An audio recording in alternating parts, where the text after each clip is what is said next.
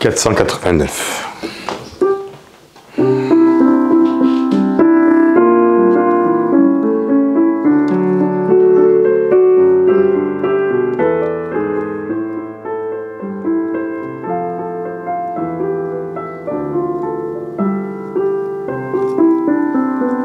Entre tes mains, j'abandonne tout ce que j'appelle mien. Oh, ne permets à personne, Seigneur, d'en reprendre rien. Oui, prends tout, Seigneur.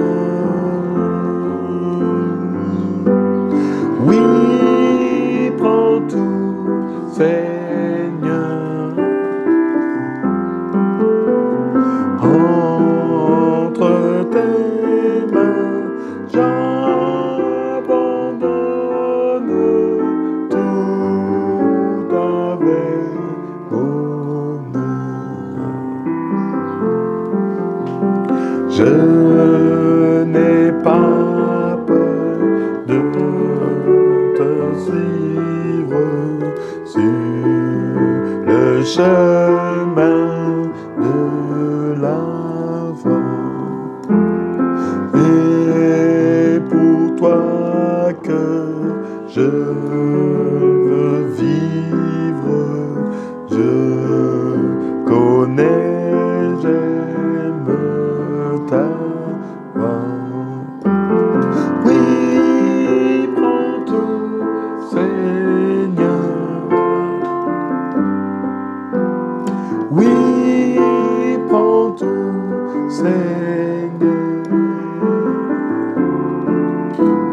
Sans rien gagner, je te livre tout avec bonheur. Tu connais mieux que moi-même tous les besoins de mon cœur. Et pour mon bonheur suprême, tu peux me rendre vainqueur. Oui, prends tout, Seigneur. Oui, prends tout, Seigneur. Je ne vis plus pour moi-même, mais pour mon Sauveur. Prends mon corps et prends mon âme, plus en moi soit à toi. Par ta divine flamme, tout mal soit détruit en moi. Oui, prends tout, Seigneur. Oui, prends tout, Seigneur. Sur mon corps et prends mon âme, règne sur mon cœur.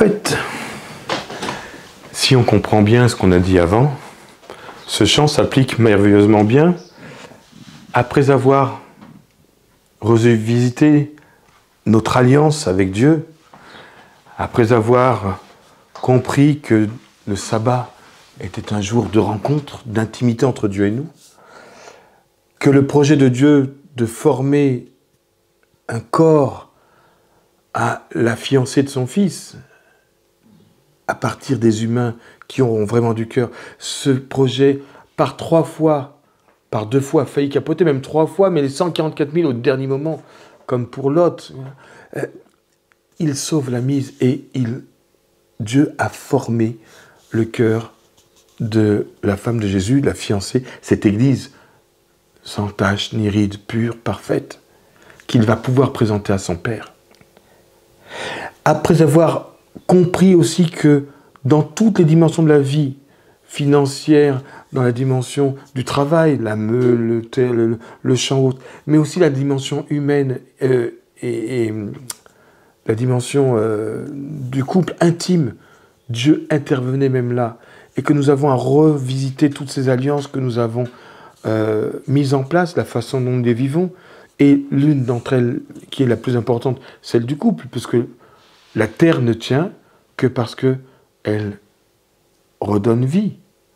S'il y avait une génération d'homosexuels qui ne se mélangeaient pas, que les hommes et les hommes restaient ensemble, les femmes et les femmes, en une génération, la terre s'arrête. Donc, la terre en elle-même, le projet le plus important, la chose la plus importante qui était à protéger, c'était celle du couple et de l'intimité. D'où la pornographie, la sexualité détournée, le viol, toutes ces façons de vivre le couple qui n'en sont pas, y compris l'absence de relation, qui est aussi une perversion quand Dieu dit « ton corps t'appartient, elle appartient à ton mari » et vice-versa, et que Dieu dit « ne vous privez pas l'un de l'autre ». Sauf la seule exception, c'est un court laps de temps pour vaquer à la prière. Donc c'est être en union avec Dieu. Ça ne peut pas séparer un couple normalement. Parce que sans quoi, il y a un risque, le diable rôde et il va vous tenter par votre incontinence. Vous connaissez ces textes-là. Donc le symbole même de l'union entre Dieu et l'homme, c'est le couple. Et plus particulièrement le couple, l'intimité. Parce que 2 merguez qui sont dans un lit, ça ne fait pas un couple. 2 personnes qui sont couchées l'un à côté de l'autre, ça n'est pas un couple. 2 personnes qui sont intimement liées, on ne voit pas 2 personnes, on ne voit qu'une seule personne. Et quand Dieu voit une seule personne, il n'intervient pas. Maintenant, alors que j'étais, c'est hier matin je crois, en réflexion, je m'étais levé vers 4-5 heures et j'ai passé un certain temps à prier. J'ai ouvert ma Bible comme ça, j'allais dire au petit bonheur la chance. Et je vous invite à lire avec moi Ésaïe 66.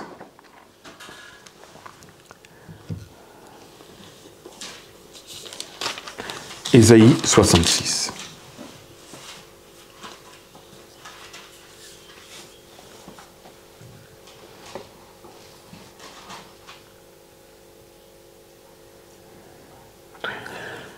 En fait, quand j'ai ouvert ma Bible, je pensais, entre autres, il faut qu'on en parle, je pensais, entre autres, à la mission, à ce que Dieu pouvait nous demander de faire, à des choses. Voilà, j'étais en réflexion. Et je tombe sur le verset...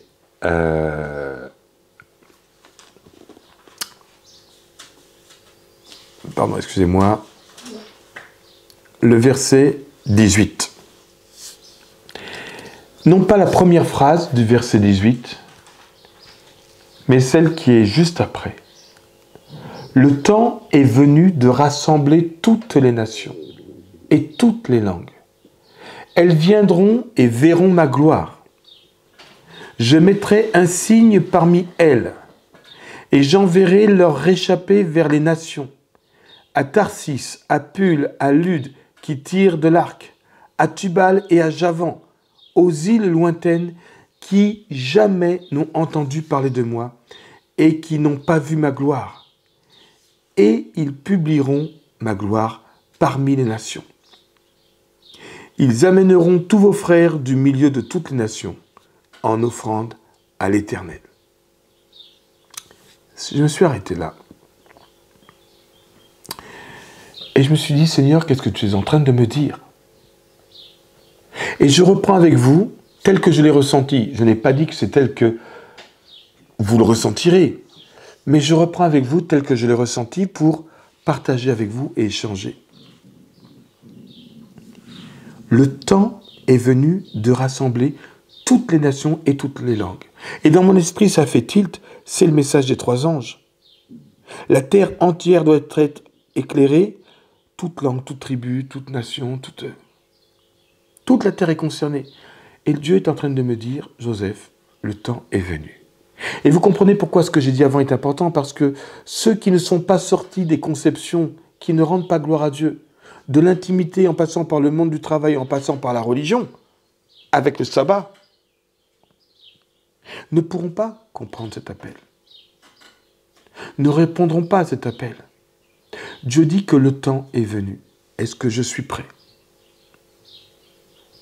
Parce que le problème que Dieu a, c'est que,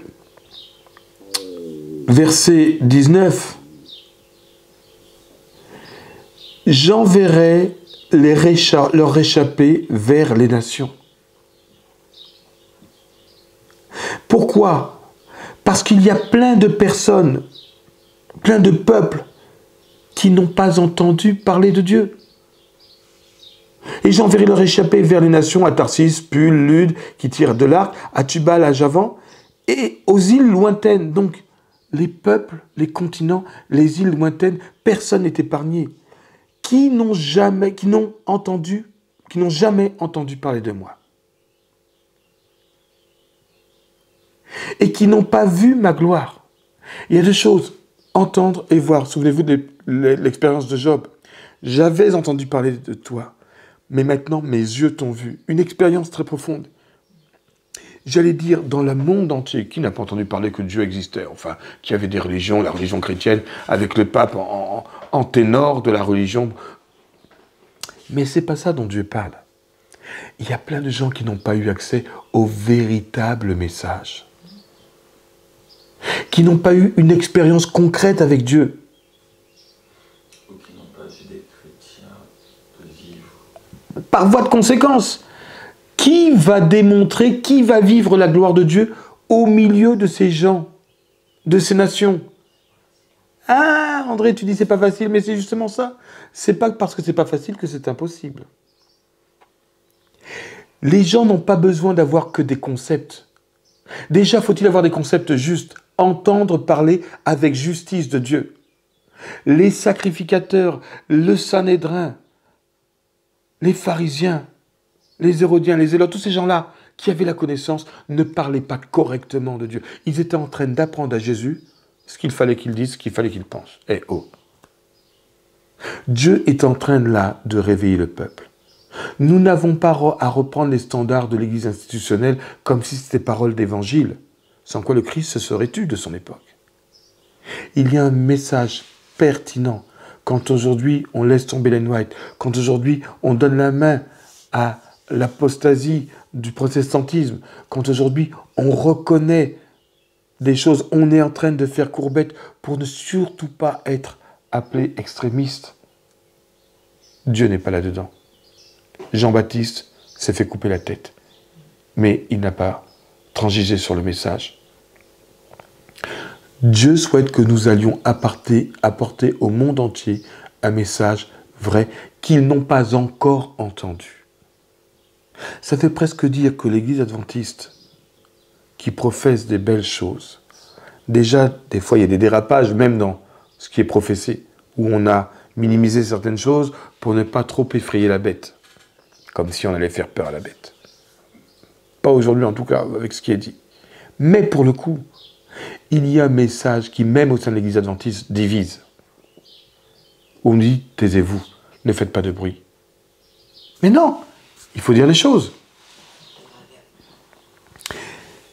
Non seulement dire, mais comme le faisait remarquer Emmanuel, il s'agit aussi de voir. j'enverrai leur échappée vers les nations, puis le Tarsis aux îles lointaines, qui jamais n'ont entendu parler de moi, avec droiture, hein, et qui n'ont pas vu ma gloire.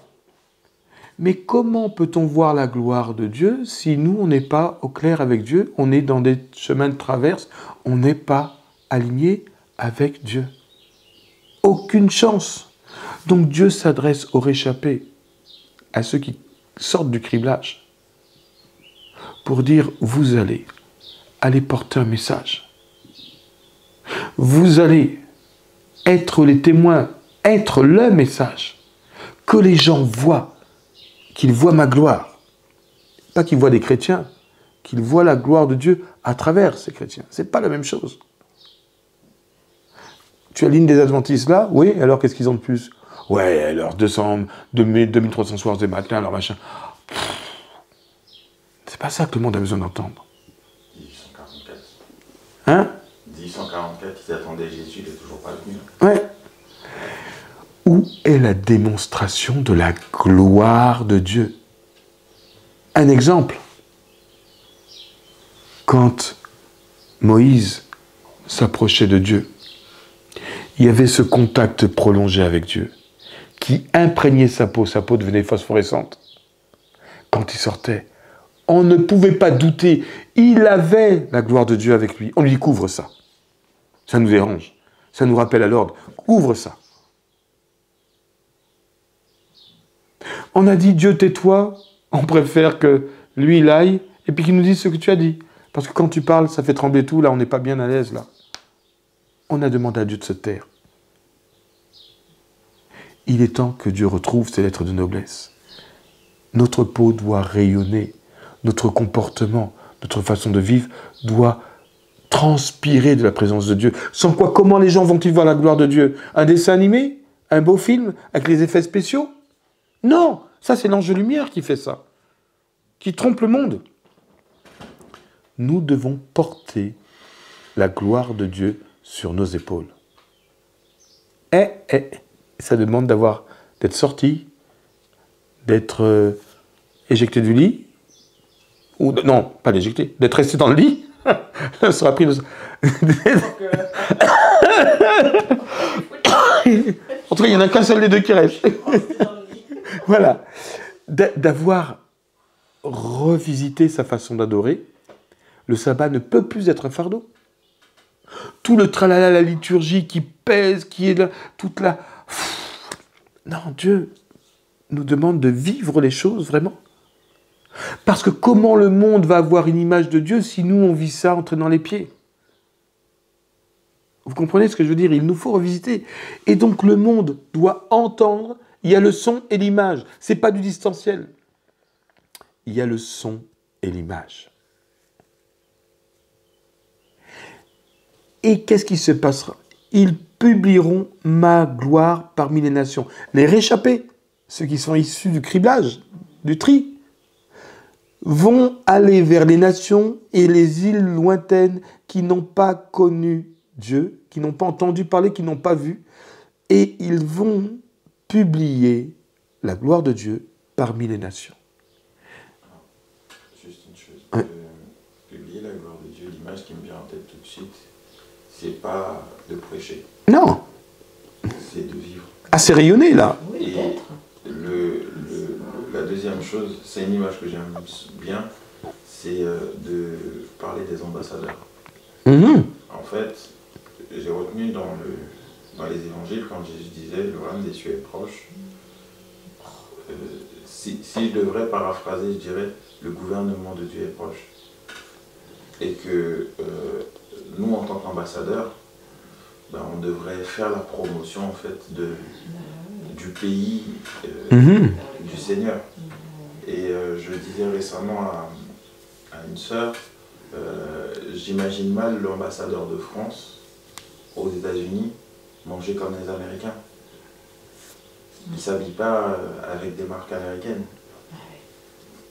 Il importe ses vêtements depuis la France.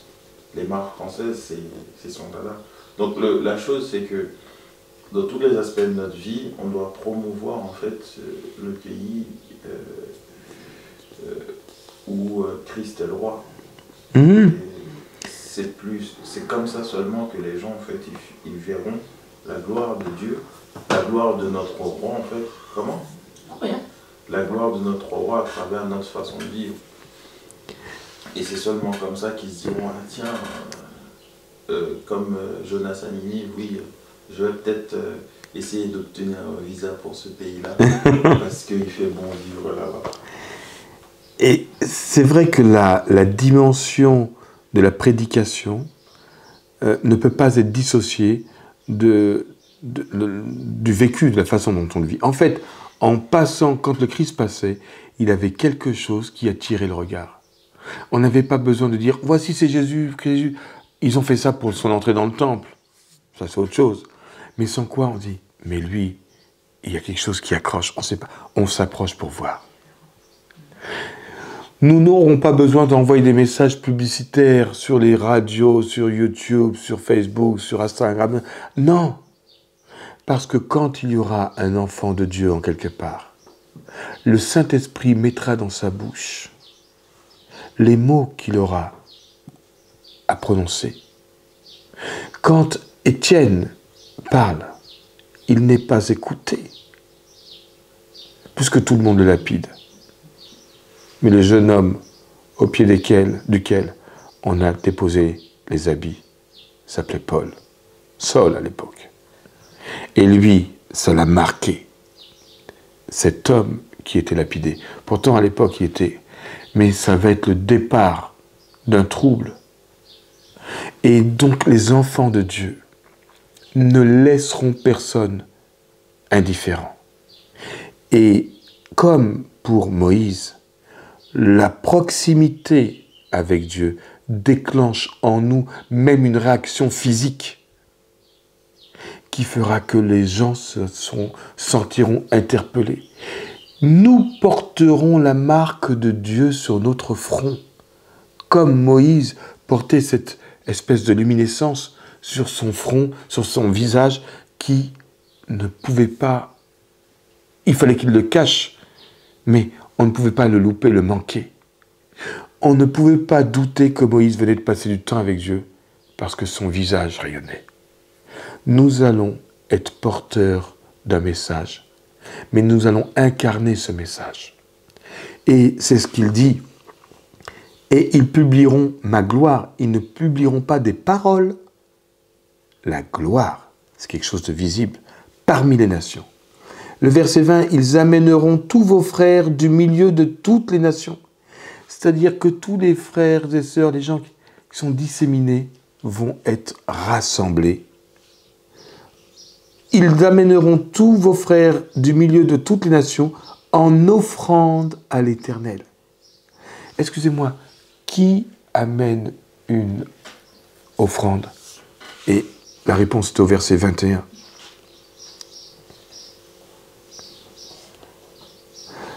Au verset 20, la deuxième partie, « Comme les enfants d'Israël apportent leur offrande dans un vase pur à la maison de l'Éternel, et je prendrai aussi parmi eux des sacrificateurs, des Lévites, dit l'Éternel. » C'est-à-dire que, si on comprend bien ce qui est dit là, Dieu va se refaire une sacrificature selon son cœur. Il prendra parmi eux des sacrificateurs, des Lévites. Ça veut dire qu'il y a un certain nombre de pasteurs, d'anciens, d'administrateurs de l'Église qui vont être rayés, qui ne tiendront pas la route. Mais Dieu n'a pas prévu qu'il n'y ait plus de sacrificateurs. Nous allons présenter en offrande au Seigneur toutes les âmes que nous aurons pu glaner pour le Seigneur à partir du témoignage puissant que nous allons apporter. Et au verset 18, Dieu dit « Le temps est venu de rassembler toutes les nations et toutes les langues. » Chers amis, Dieu est en train d'envoyer un message clair. Nous avons suffisamment eu de temps pour nous cultiver, pour faire des réserves d'huile. Il y a un moment donné où il faut passer à l'action. Dieu est en train de dire, alors que le monde entier est perturbé par cette pandémie, que le monde entier tremble, que même ceux qui ne voulaient pas se font tous vacciner, même s'ils ne sont pas convaincus, mais parce que tu comprends, je ne pourrai plus faire ce que je veux. Pour nous, le problème n'est pas de faire ce que nous voulons sur cette terre. Pour nous, le problème est de faire ce que Dieu veut sur cette terre. Et c'est Dieu, comme le disait Emmanuel, qui donne les passeports, qui donne les visas, parce que nous sommes ambassadeurs. Nous avons un laissez-passer diplomatique. Nous sommes héritiers de Dieu. Et nous avons un laissez-passer où que n'importe quel endroit où Dieu veut qu'on aille, il nous donne un laissez-passer. Et on ne peut pas nous empêcher d'aller. Mais le problème est la même question qu'il pose à Ésaïe. Je crois que c'est dans Ésaïe chapitre 6, si mes souvenirs sont bons. Ésaïe chapitre... Qui enverrai-je? Voilà. Non, c'est pas 6. Si. Chapitre 6 et verset 8.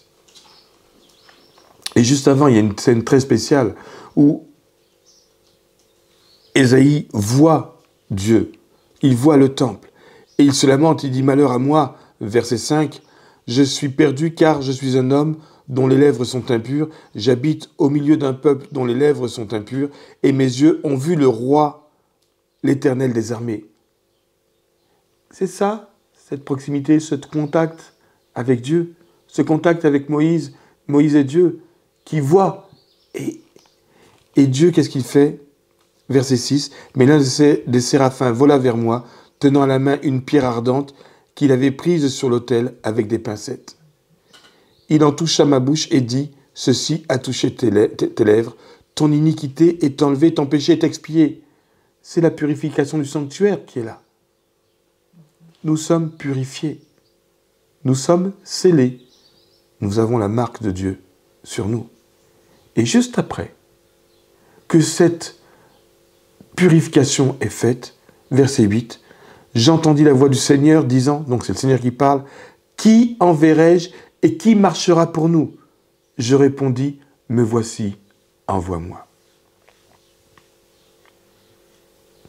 Le Seigneur est en train de constituer son équipe de 144 000. Et il pose la question, il me pose la question, il nous pose à chacun la question, « Qui enverrai-je et qui marchera pour nous ?» Mais au préalable, pour entendre cette question, il faut être passé par un processus de purification. Il faut être capable de voir Dieu, de soutenir la présence de Dieu.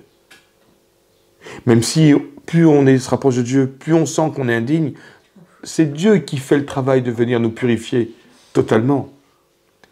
Il dit, « Je suis impur et j'habite au milieu d'un peuple impur. » Ce n'est pas notre réalité. Mais il a dans le cœur quelque chose qui lui permet d'être au contact de Dieu.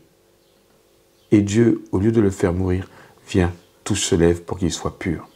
Quand cet acte de purification est fait, Dieu pose une question et nous sommes capables de répondre, « Me voici, envoie-moi. » Et, comment? Je veux dire une chose. En fait, il y a une image, j'avais jamais vu le texte comme ça. Il voit Dieu et il dit mes lèvres sont impures. Il commence limite à parler en disant je vais mourir, j'ai vu le sang. Et l'ange vient, il lui brûle les lèvres. En gros, tais-toi. Oui, ça peut se voir aussi comme ça. En gros, tais-toi. Pendant que tu es là et que, ok, tu as les lèvres brûlées, c'est-à-dire que tu ne peux pas parler, Dieu dit bon, maintenant, qui enverrai-je? Il se met debout. Qui marchera pour nous? Pas qui parlera, qui marchera pour nous. Et en fait, Ésaïe, c'est au début de son ministère, il a cette relation avec Dieu, et à la fin, en Ésaïe 66, on lui dit, il va falloir marcher, aller vers les nations, proclamer un message, maintenant que tes lèvres sont sanctifiées, proclamer un message et manifester la gloire de Dieu. Mais au début de son expérience, il commence son expérience par voir la gloire de Dieu dans le temple. Aujourd'hui, il y a tout un pan de l'adventisme qui rejette le sanctuaire. Mais où est donc Dieu? Le message d'Ellen White, c'était non, non, non, non. Et qui conteste 1848, dans l'Église je parle pas des non-adventistes. Mais là, l'expérience d'Ésaïe commence par une vision, une compréhension de ce qui se passe dans le sanctuaire, même s'il se sent indigne, Dieu compense en touchant ses lèvres. Et ensuite, il lui dit, qui enverrai-je? Il dit, mais voici, envoie-moi. Et ça se termine par, voilà maintenant. Il faut aller vers les peuples. Qui ne connaissent pas tout le mystère d'Ésaïe, ça a été de se concentrer sur le peuple d'Israël. Et à la fin, maintenant, Israël a reçu, il y en a d'autres. Des peuples, des nations, de toutes langues. Les îles qui sont un peu isolées, on ne peut pas les oublier. Il faut que tu ailles. Porteur de la gloire de Dieu, que tu as vu dans le sanctuaire, porteur de ça, il faut que tu ailles là-bas. Et ceux qui y vont, ce sont les réchappés, ceux qui ont été criblés. Alors, je ne vais pas alourdir le propos, simplement de dire qu'aujourd'hui, Dieu dit, le temps est venu d'aller. Si nous ne sommes pas prêts, si au moment où Dieu dit, il faut aller, oui, maintenant il faut que je revoie les choses, qu'il faut que je... Alors qu'avons-nous fait pendant tout ce temps que Dieu nous laissait pour nous préparer? Alors, je vois André qui soupire, qui dit, oui, non, mais moi je ne saurais jamais dire, André, tu as zappé un épisode. Dieu dit, ne vous inquiétez pas de ce que vous aurez à dire. Je mettrai, au moment où on en aura besoin, mes paroles dans votre bouche. Ce que Dieu dit, on ne te demande pas d'être une encyclopédie vivante. Non. Dieu dit, as-tu passé du temps avec moi dans le sanctuaire, à voir ma gloire? Parce que je te purifie et je te qualifie pour aller. Et au moment où tu sembleras être défaillante, c'est là que tu seras forte, parce que j'interviendrai pour mettre moi-même le message que tu dois dire. C'est pas la peine de dire, je vais prendre tous les livres de la bibliothèque, je vais prendre les flyers que l'Église a prévus pour l'évangélisation. On dit non, non, non, c'est pas l'évangélisation des hommes, là. C'est mon évangélisation. Oublie les façons de faire qui n'ont pas porté beaucoup de fruits. C'est mon message. Parce que tes lèvres sont purifiées, tu seras capable de dire ce que moi j'ai besoin de dire aux hommes. Ne t'inquiète pas. Parce que ceux qui s'inquiètent, ce sont les païens qui essayent de maîtriser le truc des hommes. Tu n'es pas là dans une dimension humaine, mais dans une dimension spirituelle. Si tu es connecté avec moi, je te dirai ce qu'il faut dire au moment. Donc t'inquiète pas, ta mémoire qui s'en va, qui n'est pas performante, stop. Est-ce que tu es capable encore de contempler Dieu? Est-ce que tu es capable de passer du temps avec lui? Est-ce que tu es capable de passer des sabbats, des temps d'union avec lui? Dieu dit, c'est bon. Moïse, c'est pas qu'il était érudit. Si, il avait passé 40 ans à la cour pour apprendre comment manier le peuple. Puis Dieu lui a dit, ça c'est le monde, 40 ans comme berger. C'est là que tu vas apprendre réellement.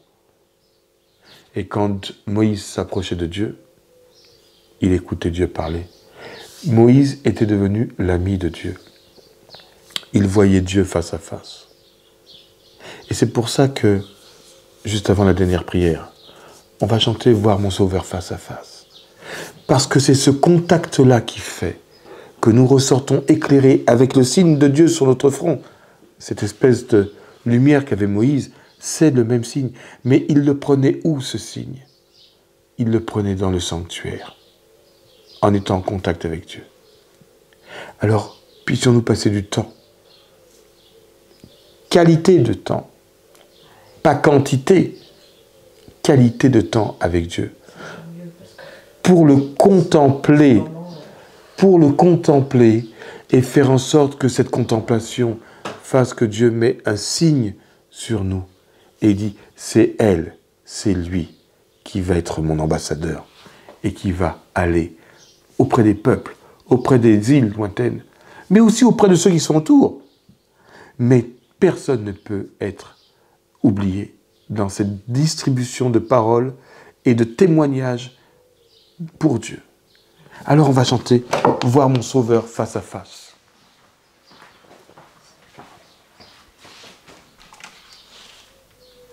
C'est pas le 512? Non, c'est peut-être pas ça. J'ai en tête le 512, mais... C'est ça. Ah.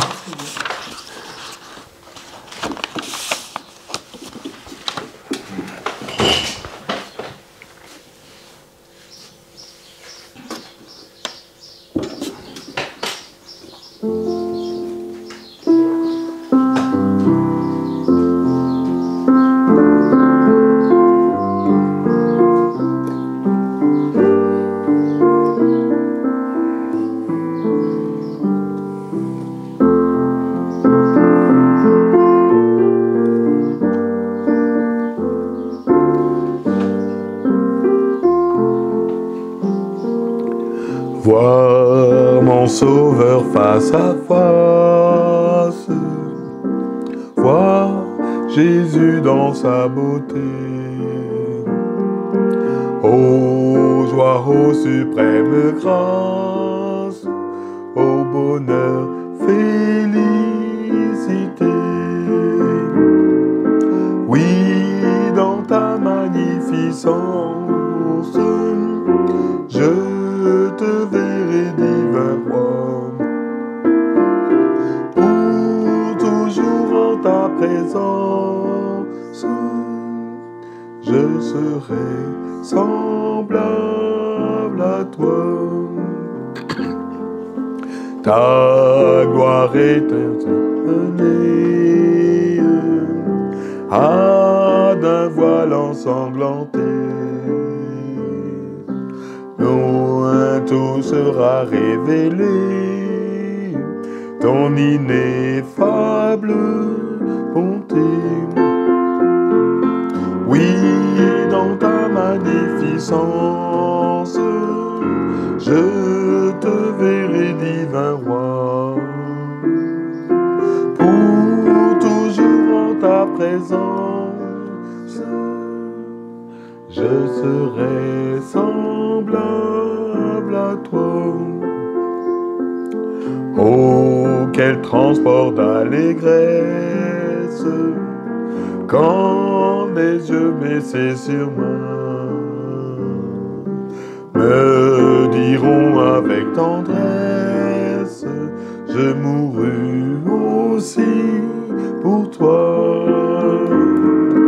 Oui, dans ta magnificence, je te verrai, divin roi, pour toujours en ta présence, je serai semblable à toi. Ah, je trouve que ça colle bien avec le dernier message. Rien de débauchant. Oui. C'était le jour de mon baptême. Ah bon? Celui-là, j'adore. Ah. Ouais. Bon, Seigneur, donne-nous les forces. Eh bien, écoute, c'est toi qui vas prononcer la dernière parole, la dernière prière.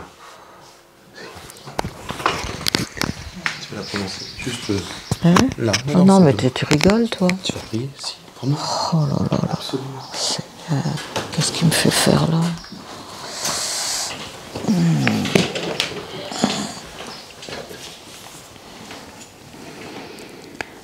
Seigneur, nous te remercions du fond du cœur pour toutes ces paroles que tu nous as transmises. Seigneur, tu vois notre cœur. Nous voulons bien faire, mais nous faisons le contraire. Nous venons te supplier, Seigneur, d'intervenir au plus profond de nous-mêmes, t'emparer de notre esprit, notre âme, notre cœur, l'être tout entier pour que nous puissions être entièrement à toi, dévoués pour toi, pour que nous puissions refléter ta gloire et la transmettre à ceux qui nous entourent sans même parler. Seigneur, par nous-mêmes, nous ne pouvons rien faire de tout cela. Tu nous le dis dans ta parole. Alors, agenouillés devant ta face, nous te supplions pour que tu nous accordes ton Saint-Esprit avec force et puissance. Seigneur Jésus, viens vivre en nous et reste en nous. Ne nous abandonne pas, t'en supplions. Si nous détournons nos cœurs, nos yeux de toi, nous t'implorons pour que tu nous rattrapes, tu nous ramènes au bercail, là où tu te trouves. Seigneur, agis avec puissance. Tu vois souvent les pleurs qui coulent de nos yeux. Tu vois nos défaillances, tu vois nos espérances. Mais rien ne fait, mais nous n'arrivons pas. Nous n'y arrivons pas. À toi seul la gloire, Seigneur. À toi seul ton œuvre en nous. Merci de tout ce que tu as déjà fait depuis que nous sommes en vie, d'avoir été nous chercher là où nous étions dans l'erreur, de nous avoir arrachés aux grandes villes, de nous avoir conduits jusqu'à ta parole. Continue de nous accompagner le reste du chemin, Seigneur, pour aller en sauver d'autres. Merci, Seigneur, de ce que tu vas faire, de ce que nous ne pouvons faire tout seuls. Nous venons t'implorer aussi de visiter nos enfants, nos compagnons, nos compagnes, tous ceux que nous aimons, tous ceux qui font partie de ce groupe, et de toucher les cœurs, de continuer à toucher les cœurs. Merci de ce que tu vas faire, parce que tu es un Dieu surprenant. C'est quand tout est noir, quand il n'y a plus d'espoir, que tu interviens.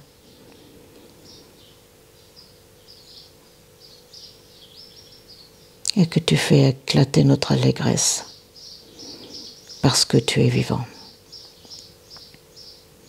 Tu es vivant. C'est au nom de Jésus que nous remettons le salut des âmes qui se perdent autour de nous, entre tes mains. Le salut des âmes qui sont à l'autre bout du monde, entre tes mains. Seigneur, tu es le seul à savoir comment conduire notre vie aux uns et aux autres. Tu sais quoi faire des épreuves. Tu sais pourquoi elles sont là, et nous te remercions pour toutes les épreuves que nous avons pu avoir. Oui, merci Seigneur.